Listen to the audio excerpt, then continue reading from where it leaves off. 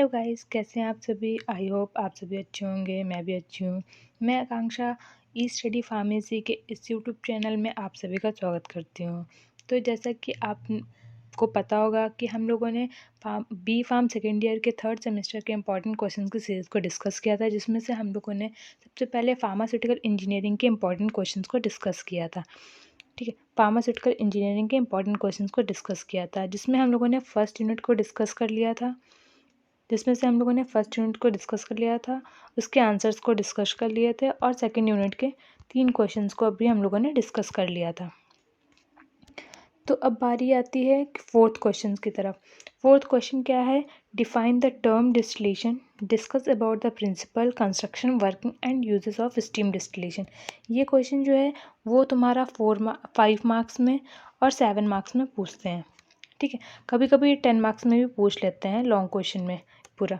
ठीक है, तो चलिए हम डिस्कस करते हैं फोर्थ क्वेश्चन को। ठीक है, तो इसके पहले अगर आपको हमारे यूनिट 1 के आंसर्स की रिक्वायरमेंट है, तो आप देखना चाहते हैं, तो आप डिस्क्रिप्शन बॉक्स के लिंक के थ्रू आप देख सकते हैं। सारे वीडियोस आपको मिल जाएंगे। अगर आपको नोट्स की रिक्वायरमेंट है, तो आप हमारे टेलीग्राम चैनल के थ्रू नोट्स भी देख सकते हैं और डाउनलोड कर सकते हैं PDF फॉर्म में। तो चलिए बढ़ते हैं फोर्थ क्वेश्चन की तरफ कि डिस्टिलेशन क्या होता है। तो सबसे पहले बारी आती है कि डिस्टिलेशन क्या होता है। डिस्टिलेशन एक ऐसा प्रोसेस होता है जो हम लोग किसी भी मिक्सचर से कंपोनेंट को सेपरेट करते हैं। मान लो कोई भी मिक्सचर है, ठीक है, इससे हम लोग को कंपोनेंट्स को सेपरेट करना है। मान लो इससे हम लोग को विटामिन सेपरेट करना है, या फिर विटामिन हो गया, प्रोटीन हो गया, मिनरल्स हो गया, कुछ भी हो गया, ये हम लोग को अगर सेपरेट करना है किसी भी मिक्सचर से, ठीक है, तो हम लोग डिस्टिलेशन का प्रोसेस करते हैं। ठीक है, तो ये किस तरह से होता है? इसमें 2 स्टेप इन्वॉल्व होते हैं। पहला क्या होता है? Converting a liquid into vapour phase. इसमें क्या करते हैं, कोई भी हम लोग लिक्विड होता है, जैसे कि मिक्सचर होता है, वो लिक्विड फॉर्म में ही होता है। ठीक है, उसको हम लोग वेपर फॉर्म में कन्वर्ट करते हैं। पहला स्टेप ये होता है कि हम लोग इस लिक्विड को वेपर फॉर्म में कन्वर्ट करेंगे। ठीक है, उस वेपर को क्या करते हैं हम लोग? कंडेंसेशन के द्वारा हम लोग उसको लिक्विड को कलेक्ट कर लेते हैं। ठीक है, अनदर प्लेस में। तो वो जो लिक्विड कलेक्ट होता है वो तुम्हारा प्योर फॉर्म में हो जाता है। जो हम लोग को सेपरेट करना होता है वो फॉर्म होती है। ठीक है, ये पूरा प्रोसेस को ही हम लोग डिस्टिलेशन बोलते हैं। ठीक है, इसमें लिखा हुआ है, आप पढ़ सकते हैं। तो चलिए आगे बढ़ते हैं कि स्टीम डिस्टिलेशन क्या होता है। स्टीम डिस्टिलेशन क्या होता है, इसका प्रिंसिपल क्या होता है, उसकी वर्किंग क्या होती है, कंस्ट्रक्शन क्या होता है। ठीक है, steam distillation is a method of distillation that carried out by with the help of steam and used for separating high boiling point substance from non volatile impurities। इसमें क्या होता है, हम लोग स्टीम डिस्टिलेशन का यूज़ कब करते हैं? हम उन सब्सटेंस के लिए करते हैं जिनका बॉइलिंग पॉइंट जो होता है वो बहुत हाई होता है, जिसमें नॉन वोलेटाइल इम्प्योरिटीज़ मिली होती हैं। उन सब्सटेंस को हम लोग रिमूव करते हैं स्टीम डिस्टिलेशन के द्वारा। इसका कंस्ट्रक्शन क्या होता है? ये इसका कंस्ट्रक्शन हो गया। ठीक है, इसमें क्या होता है?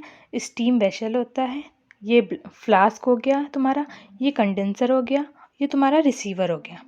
ठीक है, इसमें क्या करते हैं हम लोग? वाटर फिल करते हैं। ठीक है, इसमें फ्लास्क में तुम्हारा ऑर्गेनिक लिक्विड होता है। ठीक है, इन दोनों को हम लोग क्या करते हैं कि बर्नर के थ्रू हीट प्रोवाइड करते हैं। ठीक है, अगर हम लोग फर्स्ट चैम्बर हम लोग बात करते हैं, इस चैम्बर की। ठीक है, तो इस चैम्बर में क्या होता है कि हम लोग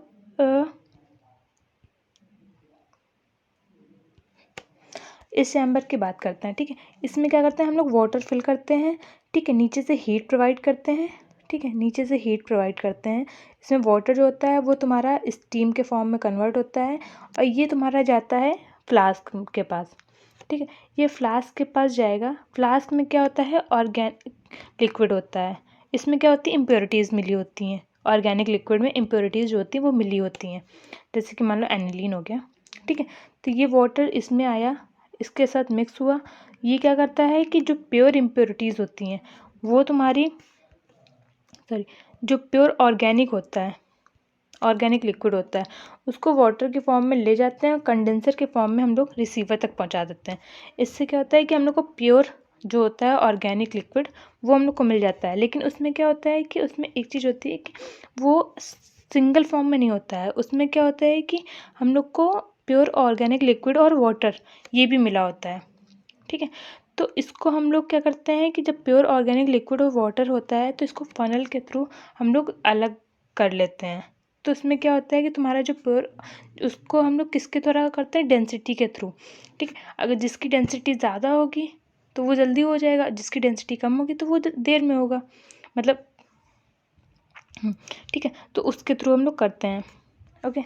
तो ये हो गया तुम्हारा कंस्ट्रक्शन, ठीक है। इसकी वर्किंग अभी मैंने आपको बताया, वर्किंग यही है कि हम लोग स्टीम डिस्टिलेशन के स्टीम वेसल में यहाँ पे हम लोग वाटर फिल करते हैं। जब वाटर को हीट प्रोवाइड करेंगे तो ये क्या करेगा, स्टीम के फॉर्म में कन्वर्ट होगा। जब स्टीम के फॉर्म में कन्वर्ट होगा तो ये इधर जाएगा, ये फ्लास्क में जाएगा। फ्लास्क में तुम्हारा इनऑर्गेनिक इम्प्योरिटीज़ होती हैं, जो ऑर्गेनिक लिक्विड में, वो क्या करती हैं, उससे वाटर से मिक्स होंगी। इसको भी कंटिन्यूअसली साइमल्टेनियसली दोनों को हीट देते रहते हैं, ठीक है। इसमें क्या करते हैं, फिर जो तुम्हारा प्योर ऑर्गेनिक लिक्विड होता है वो तुम्हारा कंडेंसर के थ्रू रिसीवर में जाके कलेक्ट होता है। कंडेंसर का काम क्या होता है कि इसमें कोल्ड वाटर इनलेट करते हैं और जो वाटर आउटलेट होता है यहाँ से रिमूव होता है, जो हॉट वाटर होता है वो यहाँ से रिमूव होता रहता है, ठीक है। वो तुम्हारा कंडेंसर जो कंडेंस होकर रिसीवर में जाके कलेक्ट हो जाता है। उसमें क्या होता है, प्योर ऑर्गेनिक लिक्विड होता है और वाटर होता है, ओके। तो इसका कंस्ट्रक्शन है, इसमें क्या क्या होता है, steam generated in separated system होता है, राउंड बॉटम फ्लास्क होता है, जो कि हमने यह अभी आपको बताया कि राउंड बॉटम फ्लास्क हो गया, ये राउंड बॉटम फ्लास्क हो गया, अभी मैंने आपको बताया, ठीक है। इसमें कंडेंसर हो गया, कंडेंसर भी मैंने आपको बताया और रिसीवर बताया, ठीक है। इसमें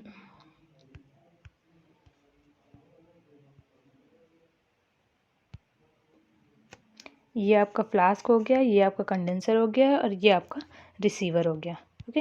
तो चलिए अब बढ़ते हैं आगे वर्किंग की तरफ। इसमें इम्प्योर ऑर्गेनिक लिक्विड प्लेस करते हैं फ्लास्क में, अभी जो मैंने आपको बताया, ठीक है। उसके बाद क्या करते हैं कि वाटर को वाटर वेसल में फिल करते हैं, ठीक है, जिससे हम लोग साइमल्टेनियसली हीट प्रोवाइड करते हैं दोनों को। वाटर स्टीम वेसल यानी कि वो जो वाटर वेसल है, ठीक है, फ्लास्क है जो कि तुम्हारा जिसमें ऑर्गेनिक लिक्विड फिल हुआ है, ठीक है। उन दोनों को साइमल्टेनियसली हीट करते हैं, ओके। फिर उसके बाद क्या होता है, जो हीट होती है वो तुम्हारी वेपर फॉर्म में कन्वर्ट होती है और फ्लास्क में जाती है। फिर वो क्या करता है, फ्लास्क में जाने के बाद वो जो तुम्हारा ऑर्गेनिक लिक्विड होता है, वोलेटाइल ऑर्गेनिक लिक्विड होते हैं, वो कैरी करता है कंडेंसर के थ्रू, तुम्हारा जो कंडेंसर के थ्रू जाता है और कंडेंस होकर रिसीवर में कलेक्ट हो जाता है। उसके बाद जो मिक्सचर हम लोग को मिलता है उसमें वाटर और ऑर्गेनिक लिक्विड दोनों होते हैं। तो उसको रिमूव करने के लिए हम लोग क्या करते हैं, सेपरेट करते हैं on the basis of density of separating funnel, ठीक है। सेपरेटिंग फनल के थ्रू हम लोग उसको सेपरेट कर लेते हैं डेंसिटी के बेसिस पर, ठीक है। अब बारी आती है एप्लीकेशन की।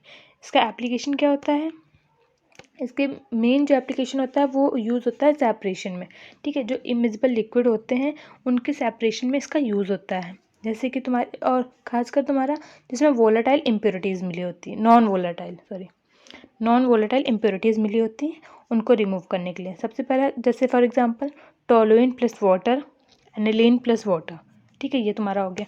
दूसरा है camphor is distilled by this method, camphor को भी हम लोग इस मेथड के द्वारा डिस्टिल करते हैं, ठीक है। तो आज के लिए हम लोग इस वीडियो को यहीं पे करते हैं, आगे के क्वेश्चन को हम लोग नेक्स्ट लेक्चर में देखते हैं, ओके। Thank you guys.